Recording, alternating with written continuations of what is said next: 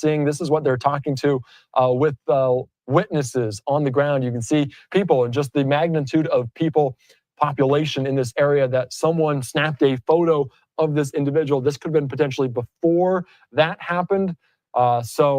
Still something that we're following. And this is, again, a live picture inside of police headquarters waiting on police. And it looks like it is happening a matter of moments. Police Commissioner Jessica Tisch stepping up to the podium to provide an update on the fatal shooting. You can see them signaling to some of the studios back inside of the newsrooms across America in New York about this learning, as we are hopefully going to hear more information about what transpired early this morning. UnitedHealthcare CEO Bryan Thompson shot and killed in New York City. The suspect still very much at large. They are asking for the public's help. You can see now stepping up right now. All this is Commissioner Jessica Tisch. Let's listen in to this press conference here as it unfolds in real time on Live Now from Fox. Good morning, everyone.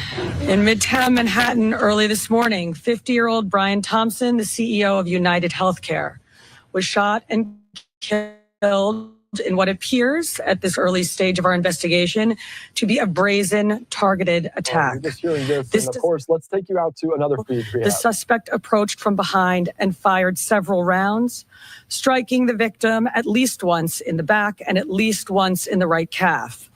Many people passed the suspect, but he appeared to wait for his intended target. The suspect fled, first on foot, then on an e-bike, and was last seen in Central Park on Center Drive early this morning. The victim was removed to Roosevelt Hospital, where he was pronounced. We've been in touch with his family, his friends, and his colleagues, and they are very much in our thoughts and prayers at this hour. The full investigative efforts of the New York City Police Department are well underway, and we will not rest until we identify and apprehend the shooter in this case. The women and men of the NYPD take enormous pride in the work that they do each day and each night to drive down crime and violence in our city. Right now, we are asking the public for your help. If you have any information about this case, call Crime Stoppers at 800-577-TIPS. We have increased the reward in this case to $10,000. I want to be clear. At this time, every indication is that this was a premeditated, pre-planned, targeted attack. Millions of people will be enjoying the tree lighting tonight, among other holiday events, and the NYPD will be out there with them, keeping them safe.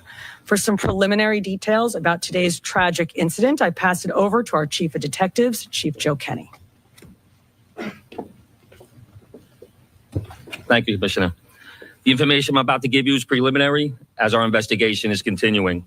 This morning at 6:46 a.m., patrol officers from Midtown North Precinct responded to a 911 call of a person shot in front of the Hilton Hotel located at 1335 Avenue of the Americas.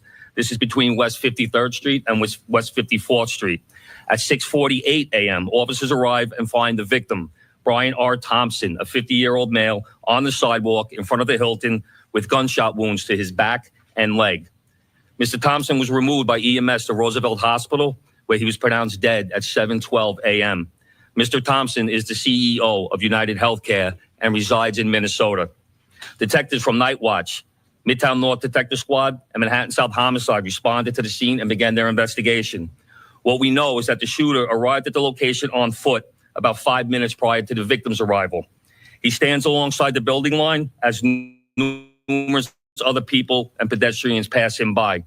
From video, we see at 6:44 a.m., the victim is walking alone towards the Hilton after exiting his hotel across the street. We believe the victim was headed to the Hilton Hotel to attend the United Health Group Investors Conference that was scheduled to start at 8 a.m. The shooter appears to be a light-skinned male. He's wearing a light brown or cream-colored jacket, a black face mask, black and white sneakers, and a very distinctive gray backpack. The shooter steps onto the sidewalk from behind the car. He ignores numerous other pedestrians, approaches the victim from behind, and shoots him in the back. The shooter then walks toward the victim and continues to shoot. It appears that the gun malfunctions as he clears the jam and begins to fire again. The shooter then flees on foot northbound into an alleyway between 54th Street and 55th Street. Once at West 55th Street, the shooter continues to walk westbound on Avenue of the Americas, where he gets onto an electric e-city bike and rides northbound on the Avenue of Americas towards Central Park, where at 6:48 a.m., we have the shooter riding this bike into Central Park at Center Drive. At the scene, we recover 3 live 9mm rounds and 3 discharged 9mm shell casings. The motive for this murder currently is unknown, but based on the evidence we have so far, it does appear that the victim was specifically targeted. But at this point, we do not know why. This does not appear to be a random act of violence. We are seeking information from the public to help identify the shooter. As the commissioner said, we have upped the reward up to $10,000 for information. You're urged to contact Crime Stoppers at 1-800-577-TIPS. All information will be kept anonymous. Thank you very much. All right, well, we're going to open up to a couple of questions. We're going to start off with Shimon, CNN. So it's about an hour and 20 minutes before the start of the conference. Is there any indication that he was going to meet someone? Because it's pretty early. Is he on his way to meet someone there at the conference? He leaves the hotel dressed like he's going to be attending the conference. We're working with his co-workers and other people that he planned on attending the conference with to get that information. But as of right now, he's in charge of the conference. So we believe he was getting there to help set up. And then just the city bike, if I may. Do we know where that city bike is now? Does he dock it or does he keep riding it? We're still tracking video. The last we see with him on that bike is in Central Park. Is there a way to track that bike? There are GPSs on those bikes. We'll be working with the company. All right, we're going to move over. We're going to NJ Burkett. Thank you. Chief, were any words exchanged? If so, what were the words? And I'm told a cell phone was recovered in an alleyway on his escape route. Does that appear to be connected to the suspect? We're working through that cell phone. Obviously, we'll be processing it forensically. And as far as words being exchanged, we do not have audio of the incident. We only have the regular video. But nothing from witnesses? Nothing. Well, there was one witness standing right next to the victim when he was shot. We're still trying to identify that victim. Excuse me, that witness. We're going to go over to Aaron Katursky. Thank you. Chief, was he checked into the hotel across the street alone? Was he in the city alone? Was he accompanied by anybody? Did he have any known enemies or anyone that you've been able to find so far? Like I said, we're reaching out to law enforcement in Minnesota, and we're also interviewing his co-workers and family members to see if there have been any specific threats against him in the past. As far as who is he in the hotel with, we're doing a search warrant in his hotel room right now. That might lead us, give us some more information. All right, we're going to go over to Dean Moses. A couple of questions. One, based on the surveillance we've seen of this individual, do you feel like he's professional? You mentioned that the bullets fell.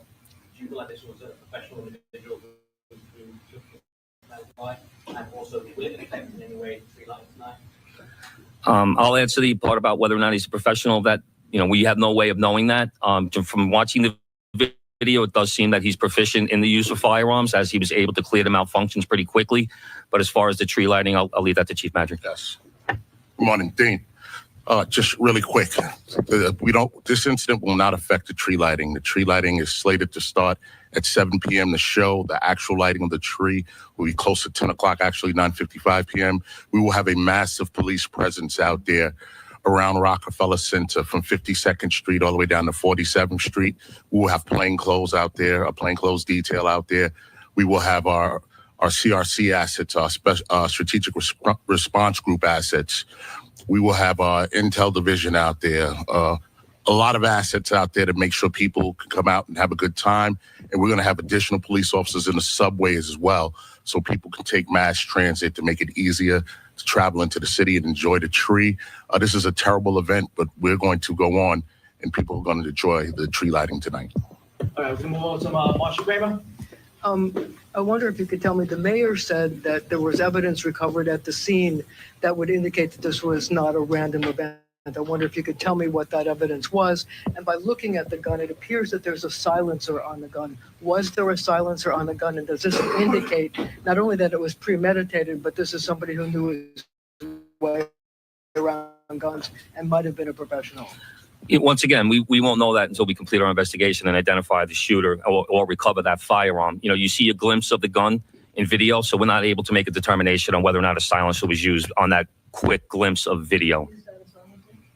We can't tell from that little glimpse of video. I'm not going to commit to saying that at this time. That would be part of our investigation. There's a cell phone recovered in the alleyway, and once again, we will process that forensically and see if it comes back to this shooting.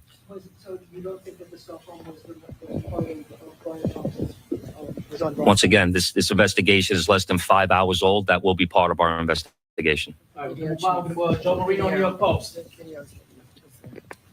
Chief, do we know when Thompson arrived in New York City? My understanding is he was staying close by the Hilton, but not at the Hilton.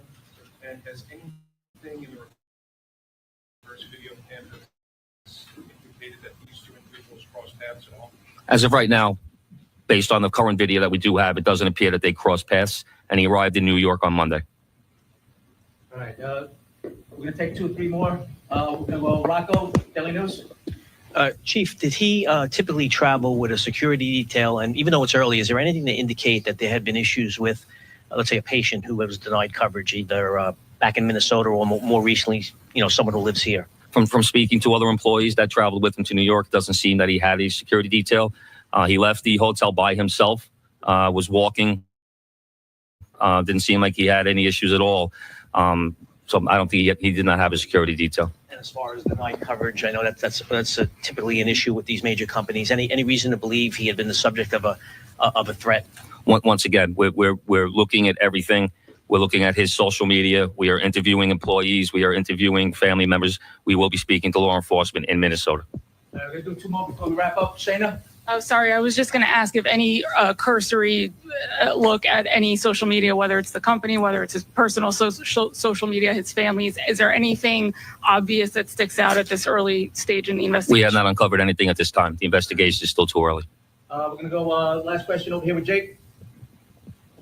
How's it going? With the suspect still at large, last seen in Central Park, are you urging New Yorkers to avoid the park? Is the NYPD deploying its drones? I know they recently started doing that in the park. And then also I was wondering, is there any indication when he gets this city bike that he's a city bike member? It's like sometimes if you're not a member, you can pay to use it. I don't know if you're able to tell on the surveillance. City bike. The chief of detectives will answer the part about the city bike. But in terms of we're encouraging New Yorkers to go about their daily lives and their daily business, but to be alert. We put the picture out. You're putting the picture out. We want people to take a look. If they see anything suspicious, if they hear anything suspicious, we ask them to call 911, reach out to our detectives. With an incident like this, of course, we put a heavy deployment into Manhattan. We put additional resources out. We have the drones up. We have aviation out. We have K-9 out. When an incident like this happens, we don't spare any expense. We put all of our resources out there to support the chief of detectives' mission and to keep New Yorkers safe. So we will have a massive presence out there around the tree lighting, but throughout Manhattan as well until more information develops and we're able to support the chief of detectives and what he needs to make a quick arrest. As far as where he got the city bike, we're still working that through. Like I said, we're pulling video from numerous locations, numerous sources, and we have him on our timeline walking. And what we're very fortunate is he has that very distinctive gray backpack on. So we see him on one video clip walking, and then another source of video, him riding that bike.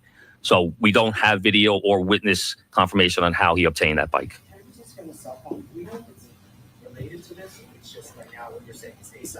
A cell phone was recovered. We will confirm that later on down if we, do our forensic examination. Thank you, everyone. This concludes our press conference. Thank you for your time and attention. All right, you're just listening in. You're going to hear from Police Commissioner Jessica Tisch and other members there of law enforcement talking about what we know at this point. And of course, this is the live picture outside of this hotel as UnitedHealthcare CEO Bryan Thompson shot and killed. They're giving some preliminary information about what they know, but the suspect still very much at large, did take an e-bike, electronic bike there, electric bike that does have GPS on it. So that could help police tracking this individual moving through the area, last seen near Central Park. Of course, we're also learning about motive.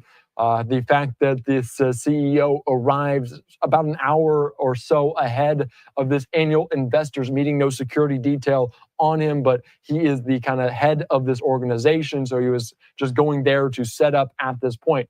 All right, so we're just learning.